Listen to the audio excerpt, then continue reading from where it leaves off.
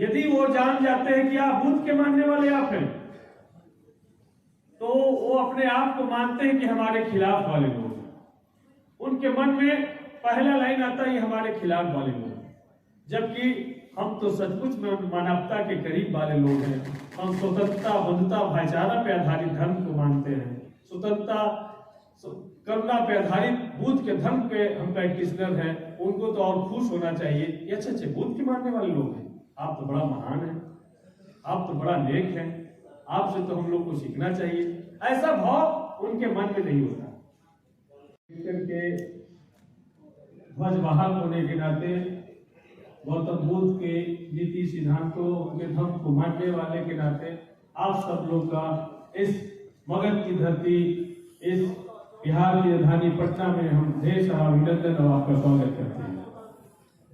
सबसे पहले हम सब लोग यहाँ इकट्ठा हैं, हम सब लोग का उद्देश्य एक है।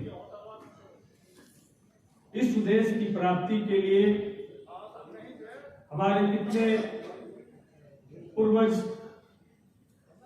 इस आशा भरी निगाहों से संघर्ष करते रहे कि एक दिन वो सवेरा आएगा जब जो गौतम बुद्ध ने जो हमें अधिकार दिया था, जो गौतम बुद्ध ने एक वैज्ञानिक चेतना पर आधारित जो हमें धर्म बताए थे, उसको हम स्वतंत्र रूप से इस भारत की धरती पे हम मान सकेंगे, उसको जान सकेंगे, उसको समझ सकेंगे।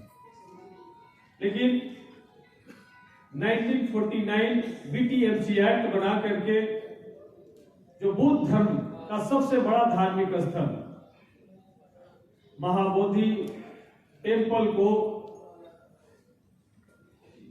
बुद्धों के हाथ से छीन करके आज भी वो हिंदुओं को हाथ में सुपुर्द कर दिया गया है। BTMC एक्ट के तहत 9 सदस्य होंगे, जिसमें 4 हिंदू धर्म के मानने वाले, 4 बौद्ध धर्म के मानने वाले और जिला पदाधिकारी उसके अध्यक्ष होंगे। वो जिला पदाधिकारी गया में विष्णु पद के भी अध्यक्ष होते हैं, इसलिए जिला पदाधिकारी कभी भी बोध गया में न तो बौद्ध होंगे और न तो कोई मुस्लिम होंगे। वो हमेशा वहां का जिला पदाधिकारी जो हिंदू धर्म के मानने वाले हैं वही होंगे, क्योंकि उनको विष्णु पद मैनेजमेंट कमेटी है उसके भी अध्यक्ष होना है। तो इस नाते 9 लोगों में 4 लोग हिंदू होंगे, 5 लोग हिंदू होंगे, 4 लोग बौद्ध होंगे। तो क्या बौद्धों के पक्ष में कोई निर्णय हो पाएगा? नहीं। बहुमत हमेशा हिंदुओं के पक्ष में होता है, तो बौद्धों के पक्ष में निर्णय नहीं हो पाएगा। दूसरा, ये व्यवस्था, ये जो पूरा शासन व्यवस्था है वो आपके खिलाफ में, ये पूरा तंत्र जो है आपके खिलाफ में काम करना है। जिस तरीके का माहौल नालंदा विश्वविद्यालय, विक्रमशिला विश्वविद्यालय, तक्षशिला विश्वविद्यालय को जलाने के समय में था, लगभग वही माहौल आज हम डॉक्टर अंबेडकर और बुद्ध के मानने वालों के लिए है। तो इसलिए हमको और कड़ी मेहनत करनी होगी। डॉक्टर अंबेडकर ने हमें पूरा जो भारत का धर्म है, उस भारत का जो संविधान है, उसमें मैक्सिमम जो गौतम बुद्ध की चीजें थी उसको डालने का काम किया। समता, स्वतंत्रता, बंधुता, भाईचारा, ये शब्द जो भी है ये गौतम बुद्ध से लिए गए शब्द है, बुद्ध धर्म से लिए गए शब्द है।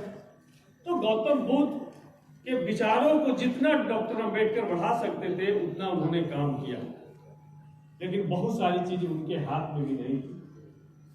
तो BTMC एक्ट को नहीं रोक पाए थे, तो हमारे ऊपर दूसरा कि हम इस गौतम बुद्ध के धर्म को वास्तविक रूप में कैसे हम प्रचार प्रसार करें। हम अपने जो मानने वाले जो लोग हैं उनको कैसे हम और संख्या हमारी बढ़े, इस पे हमको काम करना होगा। आज अंधविश्वास प्रधानमंत्री के स्तर पे परोसा जा रहा है। आज अंधविश्वास, जब चंद्रयान का सैटेलाइट को भी लॉन्च किया जा रहा है तो वहां भी अगरबत्ती, मोमबत्ती और नारियल फोड़ करके और टीका लगा करके किया जा रहा है। तो इस स्तर पे अंधविश्वास को परोसने की तैयारी पूरे चारों तरफ से की जा रही है। वैसे में हम आपके लिए एक ही लाइन कहेंगे कि माना कि अंधेरा बहुत घना है, दिया जलाना कहाँ मना है। ते बुद्ध के मानने वाले, पंचशील के मानने वाले, डॉक्टर अंबेडकर के मानने वाले लोग को एक संकल्प लेना होगा कि भारत रूपी अंधेरा में हम उजाला बन के आएंगे और फिर से ये पंचशील और बाबा साहब अंबेडकर का जो सपनों का भारत है इसको हम बनाएंगे। इसको दूसरी बात रही कि हमने लड़ाई तो लड़ी, सफलता मिलते मिलते फिर हम लड़ाई से बैक हो। तो भारत में डॉक्टर अंबेडकर के मानने वाले या गौतम बुद्ध के मानने वाले हजारों संगठन काम कर रहे हैं। अगर बिहार में गिना जाए तो बिहार में सैकड़ों संगठन, किसी भी राज्य में जाया जाए तो वहां भी सैकड़ों संगठन बुद्ध और डॉक्टर अंबेडकर के मानने वाले संगठन काम कर रहे हैं। आज सत्ता पे काबिज होने के लिए विचारधारा मेल नहीं खाता है, वो भी लोग गठबंधन करके और सत्ता तक कैसे पहुंचे इसका प्रयास करता है। तो हमारा लक्ष्य यदि महाबोधि मंदिर को मुक्त कराना है, हमारा लक्ष्य यदि बुद्ध में भारत बनाना है, तो हमको भी तमाम मतभेद को भुला करके हजारों संगठन का एक कॉमन मिनिमम प्रोग्राम करके हमको गठबंधन बनाना होगा। सही बात। और एक गठबंधन बना करके एक एजेंडा लेकर के हमको फोकस होकर के काम करना होगा। आज बिहार विधानसभा में हमने सवाल लाया बीटीएमसी एक्ट को लेकर के, लेकिन सरकार जवाब देने की स्थिति में नहीं है। 3 बार हमने पत्राचार किया, अभी तक उत्तर अपर्याप्त है, मुझे उत्तर नहीं मिल पाया। तो उत्तर इसलिए नहीं मिल पाया है कि वो जानते हैं कि इसका उत्तर दे या न दे बहुत ज्यादा फर्क नहीं पड़ता, क्योंकि बाहर में एक प्रेशर ग्रुप होता है, वो प्रेशर ग्रुप काम नहीं करता। ठीक है, सतीश के मन में आया, सवाल ही कर दिया, सवाल का जवाब न भी देंगे तो कोई बात नहीं है, ये यही क्या ही दब जाएगा। मुझे आरएसएस के बहुत सारे लोग का फोन आया, सतीश भाई आप जो सवाल किए थे उसका जवाब आया कि नहीं आया, अगर आएगा तो हमको बताइएगा। हम कि आप क्यों चिंतित हैं? क्योंकि उनको चिंता है कि आरएसएस मनुवाद ब्राह्मणवाद को कोई धक्का दे सकता है, वो अम्बेडकर और बुद्ध की विचारधारा ही दे सकता है। अम्बेडकर और बुद्ध का विचारधारा यदि मजबूत होगा तो उनका पाखंडवाद नहीं चलेगा, उनका पर्दाफाश होगा, इसलिए वो चिंतित है। इसलिए आप तमाम लोग से एक ही निवेदन है कि आज भंते जी लोग हैं, बहुत सारे लोग बुद्ध के विचारों को आगे बढ़ाने के लिए संकल्पित है, जीवन अपना परिवार त्याग करके जीवन धारण किए हैं। तो हमको भी अपने बुद्ध विहार से बाहर निकल करके गरीबों के बस्तियों में जाकर के रात गुजारना होगा, उनके बुद्ध के विचारों को हमको बताना होगा, उनके अम्बेडकर के संघर्ष को समझाना होगा। अम्बेडकर ने इतने सारे धर्म में गौतम बुद्ध का धर्म ही हमको क्यों बताया, इस बात को उनके सामने में खोलना होगा पड़ता। बुद्ध विहार है,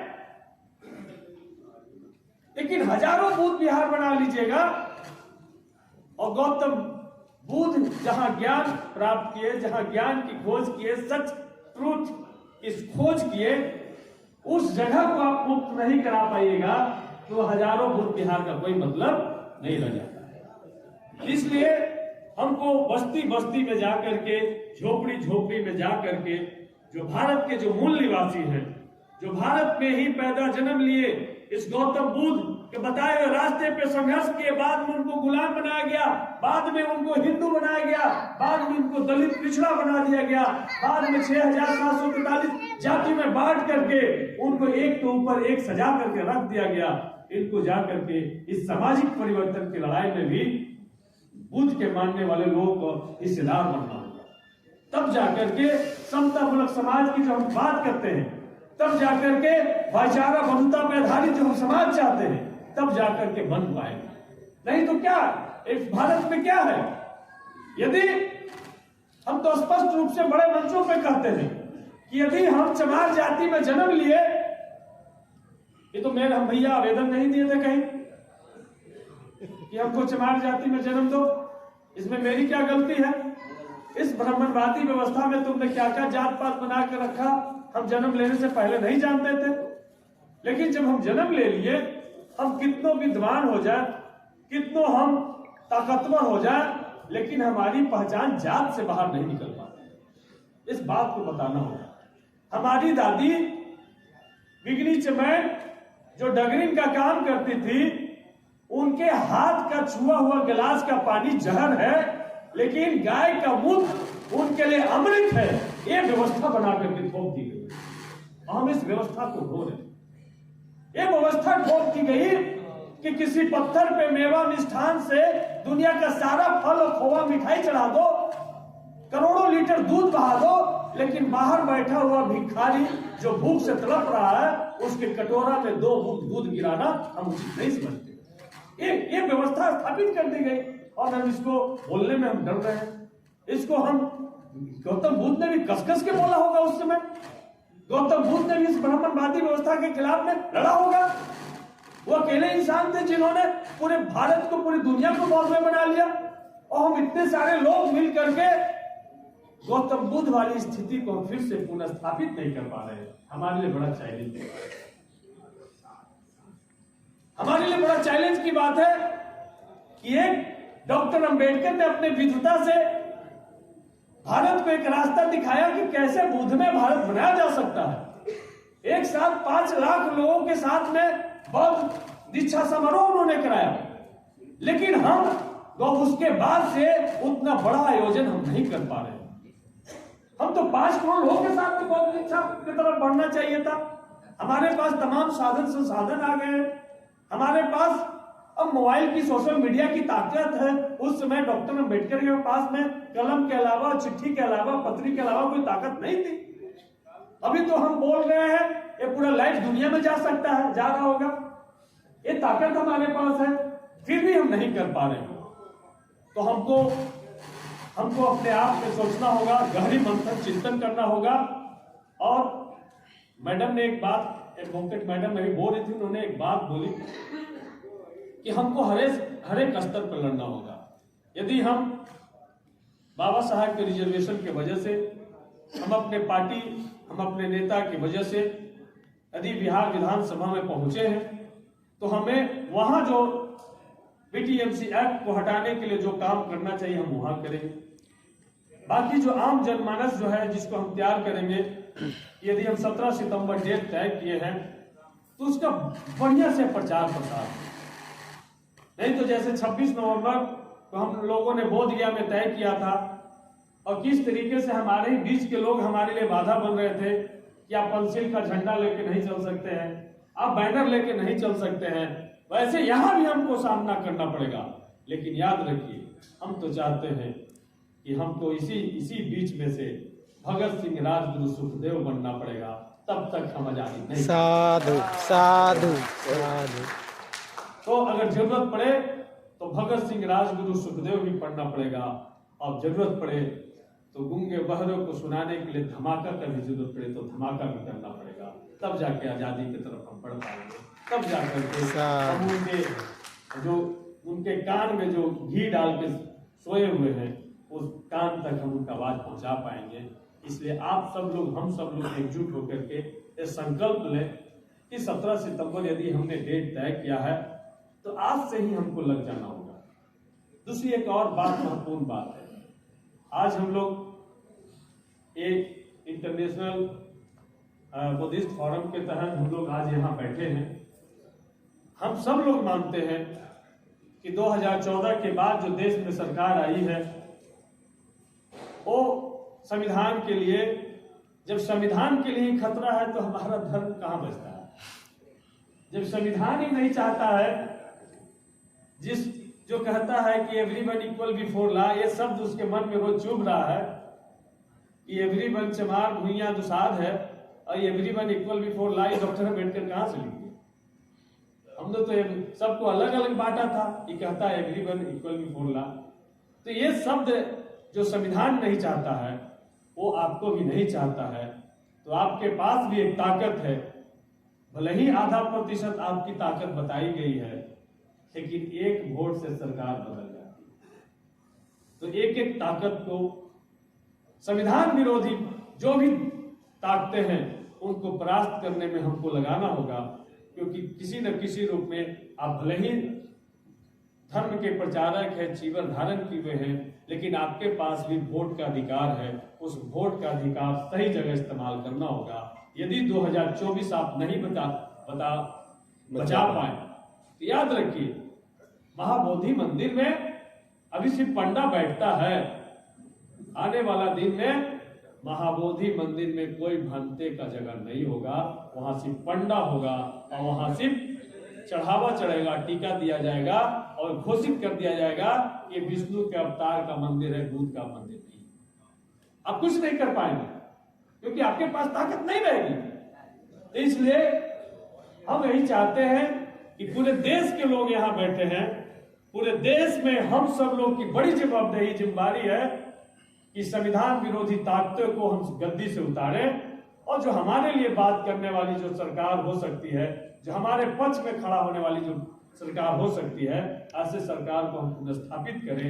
ये हमारे लिए बड़ी जिम्मेदारी है और यही गौतम बुद्ध का भी संदेश होगा, यही अंबेडकर का भी संदेश होगा, यही जिनको भी आप मानते होंगे उनका भी संदेश होगा कि अन्याय के खिलाफ लड़ो, अन्याय मत सहो।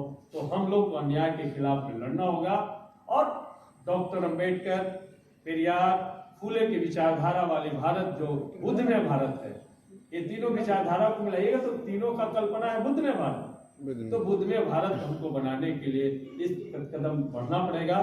दूसरी बात, पूरे भारत में जिस तरीके से एक मिशनरी स्कूल का एक सीरीज है, पूरे भारत में जिस तरीके से एक माइनॉरिटी स्कूल का एक सीरीज है, पूरे भारत में हिंदूवादी संगठनों का, ब्राह्मणवादी ताकतों का एक स्कूल का सीरीज है, उसी तरीके से हमको भी एक विचार करना होगा।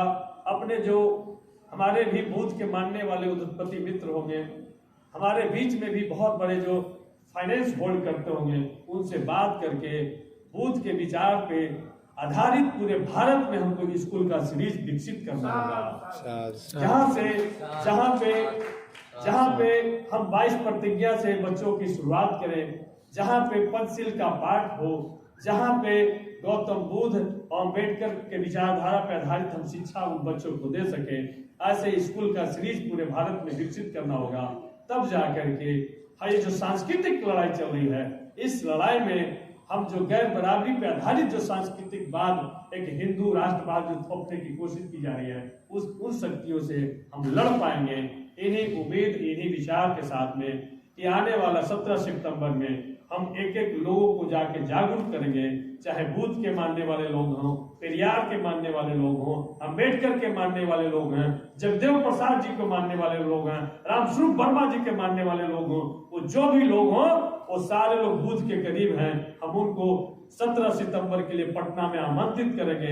जरूरत पड़ा तो उनके लिए साधन सुविधा मुहैया कराएंगे और हम विधायक होने के नाते, हम अपनी पार्टी के लीडर होने के नाते हम आप सब लोग को ये बताना चाहते हैं कि जो भी जिम्मेवारी ये आप लोग हमारे ऊपर दीजिएगा, उसका हम अच्छा सा पालन करेंगे।